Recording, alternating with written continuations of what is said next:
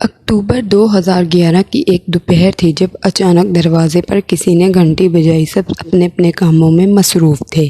میں نے اپنے کمرے کا دروازہ کھول کر باہر گلی میں دیکھا تو ایک عورت کھڑی ہوئی تھی۔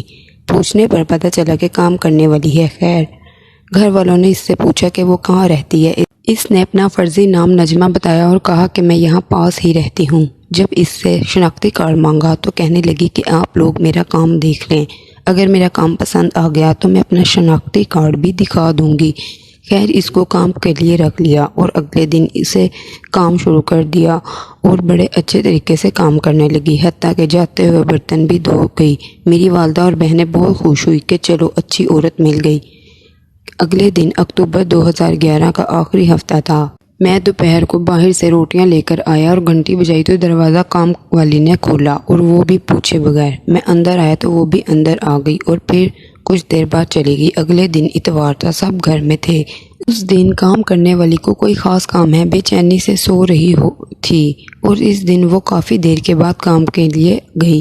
اس کے جانے کے بعد میں نے گھر والوں سے کہا کہ اس کام والی کی نیت پر مجھے شک ہے، لیکن گھر والوں نے سنی انسنی کر دی۔ اگلے دن وہ کام کے لیے جلدی آ گئی۔ میرے ابو بینک چلے گئے اور بہنیں اوپر چھت پر تھی اور میں اپنے کمرے میں سو رہا تھا کہ اچانک میرے دروازے پر کسی نے دستک دی۔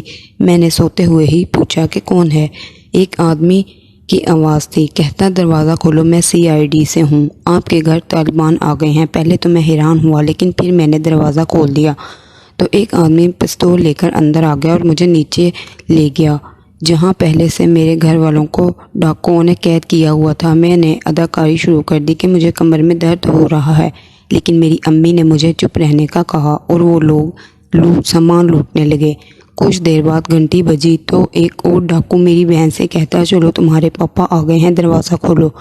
خیر، میرے ابو کو بھی اندر لے آئے۔ میں نے دوبارہ ڈاکوؤں کو تنگ کرنا شروع کر دیا تو دو ڈاکو میرے پاس آ گئے اور ایک نے میرا گلا دبانے کی کوشش کی تو وہ چور چور کہنا شروع ہو گیا۔ میری امی نے بڑی مشکل سے مجھے ان سے بچایا۔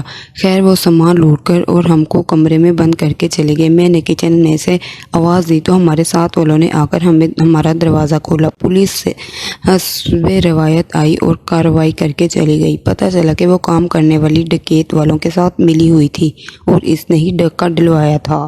نتیجہ، اس واقعے کو بیان کرنے کا مقصد یہ ہے کہ آج کل کسی پر بھروسہ نہ کریں اور بغیر تحقیق کے کسی کو کام پر نہ رکھیں، نہیں تو آپ لوگوں کو بھی نقصان ہو سکتا ہے۔